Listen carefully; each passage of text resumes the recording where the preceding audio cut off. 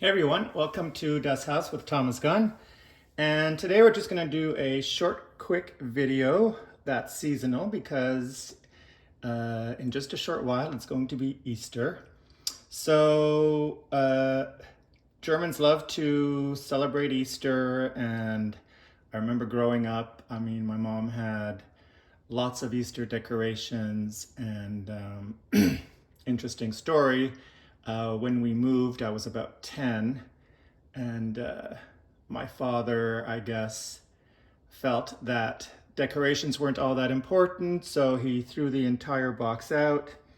And yeah, so that was a big argument at the time, which, actually is a shame because it was all these, I still remember them. They were these beautiful decorations that she had probably bought in Germany on one of her many visits, or my grandmother had brought back over when she came to visit here. Anyway, they were really nice, and it is a shame that they were lost. So I'm just going to go through the process that my mom would do to color the Easter eggs, and maybe a little tweaks that I've done over the years. So the first thing you're going to need, of course, is some Easter egg colors. So I've got these this year. I think I've also used these last year. You're going to, the easiest place to find colors like this is either a European deli or European specialty shop or a Eastern European shop. Typically, if you go to a German specialty shop or Greek or Polish, these I believe, well, these I know are Eastern European. I'm not quite sure exactly what that language is. Could be Polish, could be Romanian, could be Russian. Anyway, so these are the ones I found this year, and like I said, I used them last year. So they typically come with 3 to 5 different colors. This one comes with 5. Sometimes they're in a tablet form, sometimes in a powder. These are in a powder. So as you can see, each envelope has the line of the actual color inside, because without that line, like between the green and the blue, it would be hard to tell what's inside. So just make sure you take note of that. And, they recommend using one package. I find that the colors come out way too pale. So usually I double, sometimes triple, and this year, I figured, whatever, they're only $2. I'm going to quadruple. So I'm putting 4 packs of each color inside. So let's just go through this with you. Actually, I'm going to turn on the light here,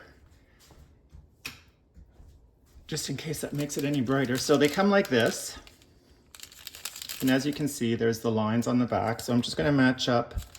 I've got green, I've got orange, we've got red, blue, and yellow. So I've got my 5 cups going. I just used regular mugs. I know from experience the dye is not going to stain my mugs. And incidentally, if you can't find specific egg colors, you can use food coloring. I'd probably use 10 drops per mug. So, and in each of these mugs now, I've got 1 tablespoon of white vinegar. So let's just do the last mug. There we go. Just put that in the mug. And now we're going to put all the colors in, obviously like with like. So that's green.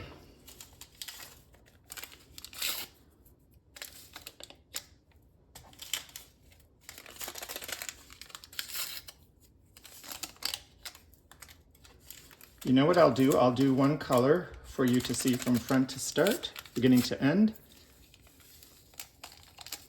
And then I'll do the rest off camera, and then we'll come on back. So there's the green. That's just the green with the vinegar. Into this now, you're going to pour some boiling water. I've already heated up my kettle. So we're just going to pour that in. And you can go almost to the top. Leave yourself enough room for the expansion from the egg. And I splattered a little. So just in case, I'm going to wipe that off my white counters. Okay. So get yourself a teaspoon and just stir this so that you know the powder is all dissolved. So there we go, that's our green. Move this down a bit for you. All right, so we're just gonna repeat this process for each color. Remember, I shouldn't have to say this, but remember to, if you're gonna use the same teaspoon, clean it off before you dip it into the next color, all right? So I'm gonna go ahead and do them all and then we'll be back. So there we go, the colors are all mixed. So quick note here, as I'm discovering, these will stain your hands, and I don't know how long that'll stay on. You know, if they come after your, does it come off after your first shower or not? So just be aware of that. If you are planning to go out after you've done this, you might want to put on a pair of gloves, which is exactly what I'm going to do, because I'm entertaining soon, so I don't want my hands all stained. So you will need hard-boiled eggs for this, obviously, or maybe not so obviously, maybe it's not obvious to everyone. So here's my eggs, I'm gonna do a dozen. In my opinion, the perfect way to hard-boil an egg is to put them in a pot, cover about an inch or so with cold water from your tap, put it on your cooktop, bring it up to a boil, uncovered. As soon as the water starts to boil, cover it and turn off the heat and let them sit for 13 minutes. Once that's over, pour the hot water out of the pot carefully and cover them with cold water. So these, you need to have them at room temperature before you put them in the dye. I thought one year I was going to be smart and, you know, like a stain sets so much better in hot water, so why don't I put the hot eggs in the hot dye? But that didn't work at all. Actually, it made them so much worse. So these really need to be at room temperature. Okay, so here we go. All the colors are ready. You take a spoon, put 1 spoon aside for each color. At the end, if you've got a couple of, you know, I don't know, leave yourself 2 to 4 eggs. I mean, it's up to you. And then you can play with the colors if you want. That's the part I liked as a kid, you know, mixing the red with the blue to get an interesting purple, or so, you know, and this is great fun for the kids to do. Just make sure, put down some newspaper or a cutting board like this or something where they don't have to be overly careful. So now we're just going to drop the egg carefully into the color. This is the green. I mean, look at that. As you can see how quickly that happens. So we're just gonna leave that in there. I'm just gonna get myself a paper towel to rest my spoon on. Take another egg, another spoon into, I believe this is the yellow. Gorgeous. I'm so happy I quadrupled up on the color. Another egg. This should be the red. No, it's the orange. There we go. Into the orange. I need another piece of paper towel for my spoon. It's the orange. This is the blue. Beautiful. And last, the red.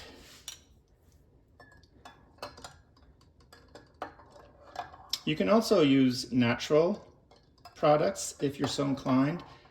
From my understanding, you can use beets to get the red color. You can use tea. I've even heard you can use cabbage leaves. So there's different ways to do all this, but it's just a fun little craft, even if you're an adult. Great fun for the kids. So these should sit about 5 minutes. Then you're going to take them out, and I've prepared myself a rack that I'm just going to lay them on so they can dry. Once they're dry, what my mom used to do is she would actually take a piece of bacon and then rub the egg with it so they get nice and glossy. But I've found you can do the same with taking a piece of paper towel and dipping it in a bit of oil, olive oil or vegetable oil, and just rubbing the egg with it if you like to have them have a bit of a sheen to them. All right, so I'm just gonna go through this. Maybe we'll do a tester later where we blend a couple of colors and see what happens there. But for now, these are gonna sit for 5 minutes. All right, so I've done 2 batches, as you can see, and give you a few little tips here. So this is my setup over my sink.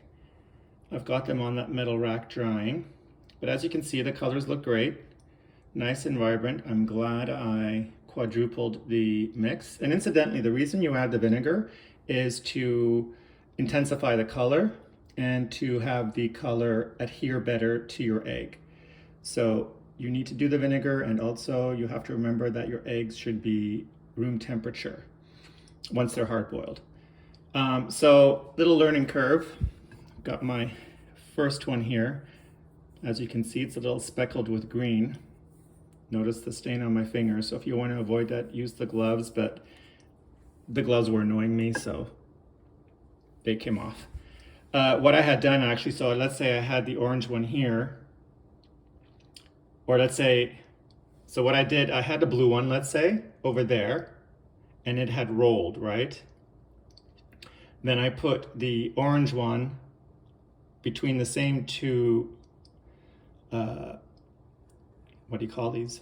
Rungs.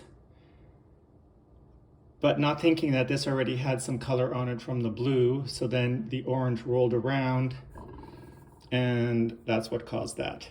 So now I've gotten smarter, and each egg is on a separate line so that even if it should roll, it's in its own color. So that's that little learning curve. There we go. Got our Easter going. We've got 2 white eggs left, so let's play a little. So what can we do? Well, the color we don't have in the package is purple. So I think I will go into the red first. Actually, one of these had a mark on it. That's green. So let's go into the red. So this is where you or your kids can play around. So red and blue make purple. I mean, I guess the intensity of your purple, the shade of your purple will depend how much red you use as opposed to how much of the blue. So that's just a matter of playing around. I'm not going to bore you with watching that. We'll come back for the reveal of the purple. So there we go. I've done my 2 batches. I'll show you the purple in a second, but what I wanted to show you was these I've oiled, these I have not oiled. So I'm pretty sure you can see the difference. I can see the difference, and personally I like these. They just look, I don't know, they look richer somehow. If you prefer this look, then just don't oil them. You know, they just won't have that nice glow. So all I do is I have a piece of paper towel. I've put a little oil, in my case olive oil. Here's one of the purple eggs. And you're just going to rub it. There you go. Now it's nice and shiny. Take off a little bit of the excess. In it goes. And there, you've got a beautiful Easter basket ready for, in my case, Easter brunch. You can do these a couple of days ahead. I would even do them, probably 2-3 days ahead. I'm having a brunch on the weekend, so I've done this 2 days ahead. They will now go into the fridge. Don't keep them on the counter. Put them in the fridge, cover them. I'm just going to cover them with some plastic wrap. And there we go. Oh, and one little fun fact. Maybe this depends what region in Germany you might be from, but I know where my parents are from, which is Kassel, which is pretty central Germany. The tradition, Easter morning, when typically you would have your Easter egg hunt and eat the eggs, you would take the egg, you would have an egg, and you would then crack it on someone's head. And the tradition being in that if the egg cracks well, that it's a good sign for the coming year. So yeah, so that's a fun tradition. It just makes me laugh because, you know, sometimes people get carried away and they really whack the person on the head, and yeah, sometimes they're not too impressed, but anyway, it's a fun little tradition. It's a fun thing to do, and it's something, if you are of German descent, it's a nice tradition to pass down to your children. And if you're not, it's a nice conversation starter, right? Whack someone on the head with an Easter egg. So there you go. I wish you all a happy Easter. I hope you have success coloring your eggs. In German, that would be FROHE OSTERN. So that's happy Easter, FROHE OSTERN. Give these eggs a try, enjoy your meal, and I'll see you next time. Bye-bye.